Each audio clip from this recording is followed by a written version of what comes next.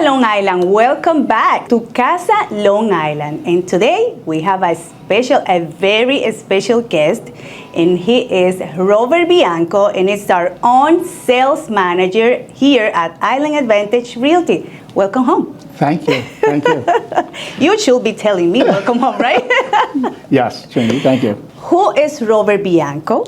Okay, Robert Bianco had a long journey to get here. So I was a college graduate, Hofstra, became a CPA, passed the CPA exam, and quit right after I did it. So I wanted to go into real estate investing because I paid my way through college doing construction, and all through the 90s, early 2000s, I bought houses, fixed them up, and flipped them. And that's what got me into real estate. I couldn't trust real estate agents giving me the values. A lot of them just wanted the deals, so I got my real estate license. And lo and behold, when the market crashed in 2000, I took a beating and ended up running this office for Todd. And we have 150 agents in the office at Island Advantage, and we specialize in bank-owned properties and liquidating assets for our clients. And I know you used to be an investor also. Yes, I have bought over 150 houses and mortgages. I used to buy paper around the country. That's a lot, Robert. Yes, it was a hair-raising experience for a while, but it was very profitable. But when the market turned overnight, we lost 40% of values in 2007. And before I turned around and where'd everything go? Like so many people did at that time. Yes. Correct? Yes. I was living in Fort Lauderdale at that time. Oh, Florida got hit hard when that was. Houses weren't even built and they were worth nothing. Correct. Yes. Yeah. So. Well, Robert, what do you think if we start with the first question? Who's your favorite agent in the company? By far. She is amazing. The bubbly personality, and she can do a deal, and she does the To all my colleagues, best please for don't get everyone. jealous. No, she does the best for everyone. No, you really are the best manager. I always tell you, and you love everyone and every single agent in this company.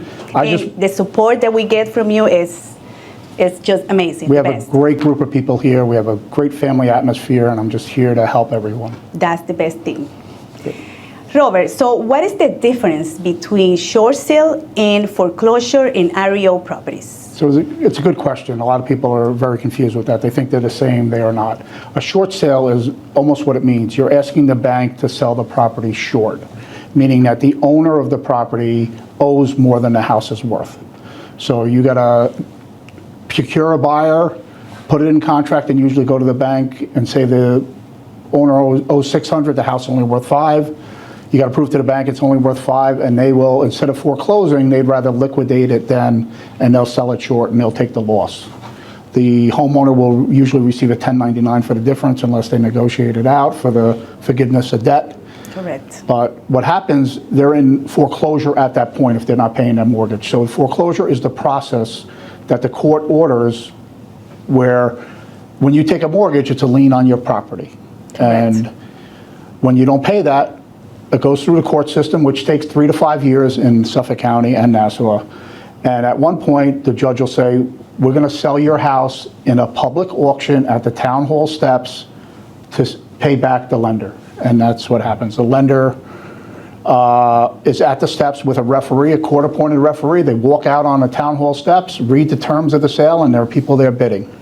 And that's when a property becomes what is called a foreclosure, or REO, real estate owned is the term in our profession. Correct. So prior to that, it's the owner that owns it. So Cheney and I get a lot of calls. There's this vacant house in my neighborhood. Could you find a bank? Yes. It's not the bank, because if the bank owned it, they'd be selling it. It's the owner still owns it. They may have walked away or some situation came up. And you got to find the owner because they still have title to that property. Correct. And at that point, depending on what they owe, you may do a short sale with it. Correct. So that's the difference between that. Well, you answered the next question that I have. How does a property become an REO? Yes, so Correct. That's what happens when they come. It's a great experience. They publish these. It's published for 6 weeks. You can go there and watch, and it's an actual bidding like an auction you see on TV. Usually $1,000 increments. But you have to sign the contracts there, and you go into the town hall, sign contracts, and you're in contract, and you have to close in 30 days. Correct. Okay, and what are the steps of buying an REO property from the bank or lender?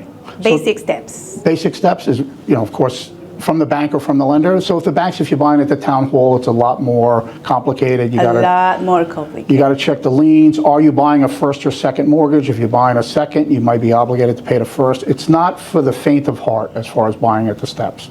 And the guys there are professionals, and honestly, they will make you pay if you don't know what you're doing. Correct. And then to buy from like us, our company, it's like buying a regular house. You got to get a mortgage. If the house is in distressed shape, you may have to get what's called a renovation loan. Correct. Or if you're an investor, you get something called hard money, which gives you money to repair the house, and what we call make it mortgageable. So if there's no heat, a bank is not going to give you a loan on a house unless the heat is going on the property. Correct. And the way that I explain to my newest investors or my regular buyers is that when you're buying an REO or one of our listings, bank-owned properties, you know what you're buying because we disclose everything on the property, right? I've bought at the steps personally, and I've bought REOs. I like buying an REO because I can get in it. A lot of times when you buy at the steps, it could be occupied. Correct. Or if not, it's maybe vacant, someone broke in, but you have no idea what's going on. And it's an open bidding process. You don't know. Correct. And you got to walk around with certified money to pay the referee at that spot. Yes, and you could find liens, problems with the title, many problems. Yeah. So you got to do the homework. It's not if you don't have a lot of money, I wouldn't recommend going to the steps. And the knowledge. Yes. The knowledge.